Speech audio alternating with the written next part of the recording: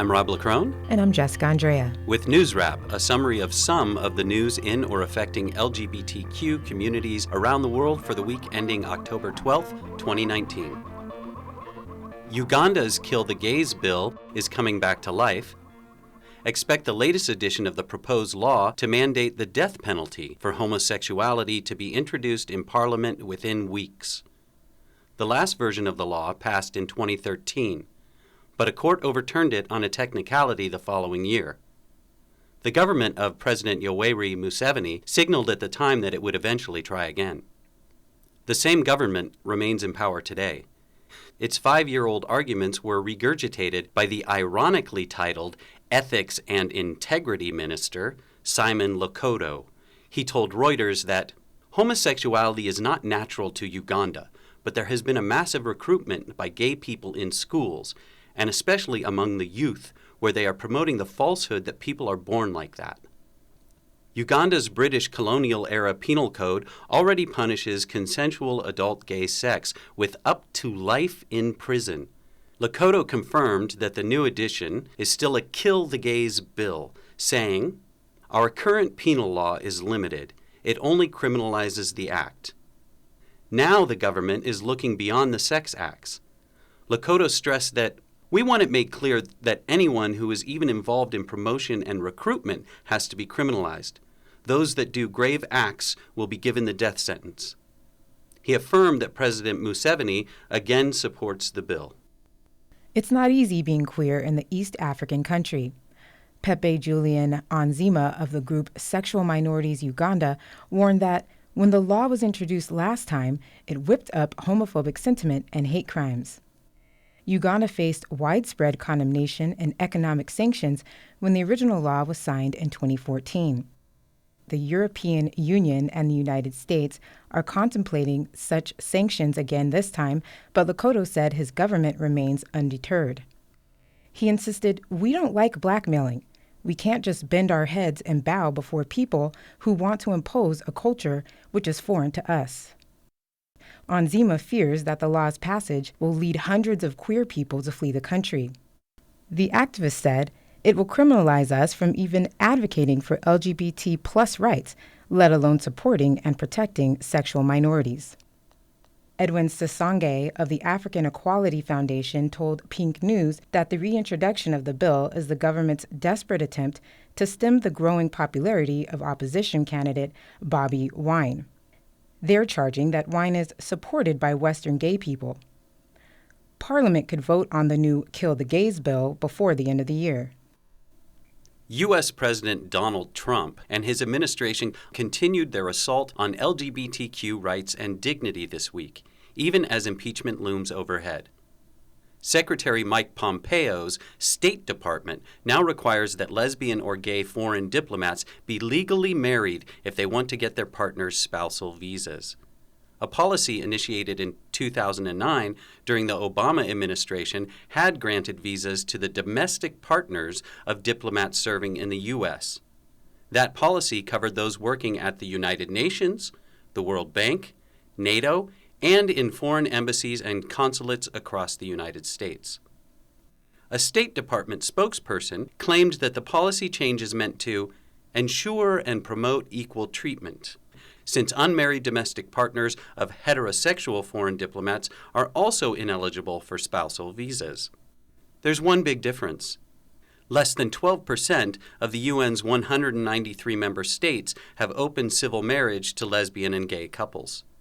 Especially in Africa and the Middle East, consensual adult same-gender sex is harshly punished, even with execution.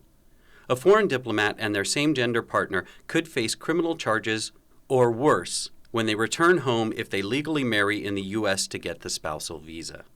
UN Globe is a group that promotes equality for all LGBTQ staff at the world body or in its peacekeeping operations. They point out that same-sex couples, unlike opposite couples, have limited choices when it comes to marriage. Obama UN Ambassador Samantha Power described the policy change as needlessly cruel and bigoted. Brazil's proudly homophobic president, Jair Bolsonaro, suffered a judicial setback this week. Under Trump of the tropics, Bolsonaro's direct orders, the National Film Agency yanked grants totaling more than $17 million for about 80 films.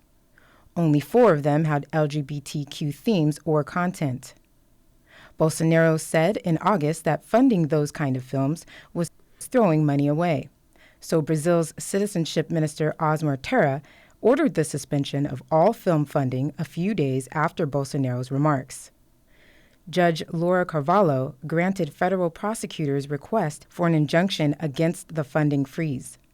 Carvalho wrote that freedom of expression, equality, and non-discrimination deserve the protection of the judiciary power.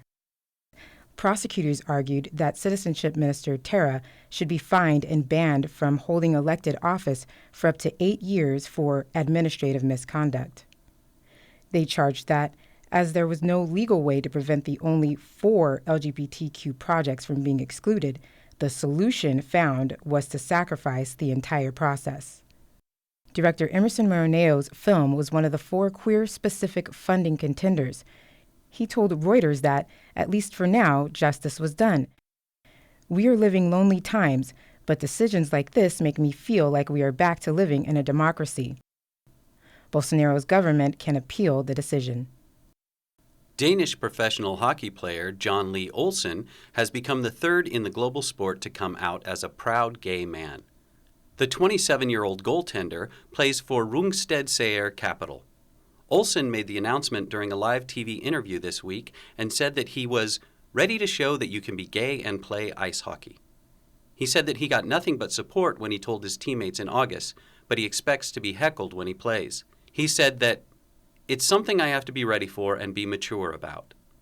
Canada's Brendan Burke and Sweden's Lars Peter Carlsson preceded Denmark's John Lee Olsen out of the closet. Openly gay Polish lawmaker Robert Biedron was hailed as a hero this week for helping to rescue a 2-year-old boy and his father from a burning car. The Associated Press reported that the father's car had collided with a truck and burst into flames in a city south of Warsaw.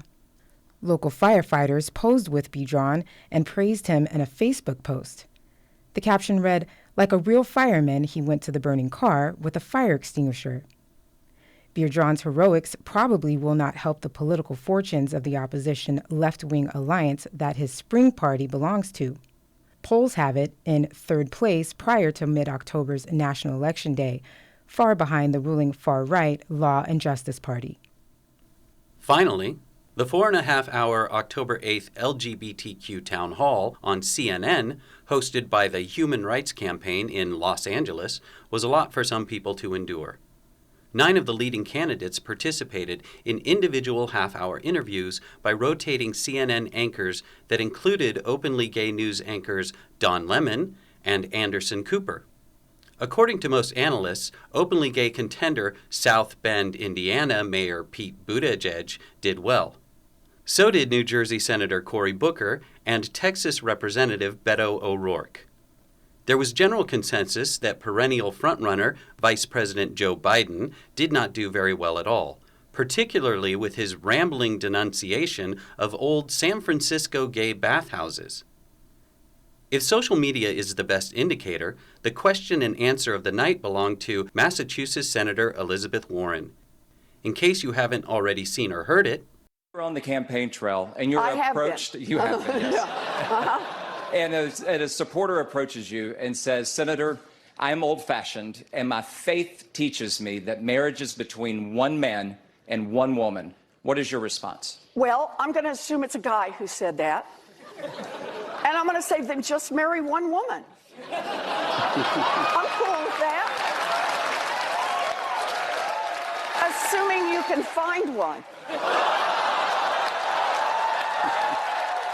Senator Warren jumped ahead of Biden in some polls this week to narrowly lead the pack.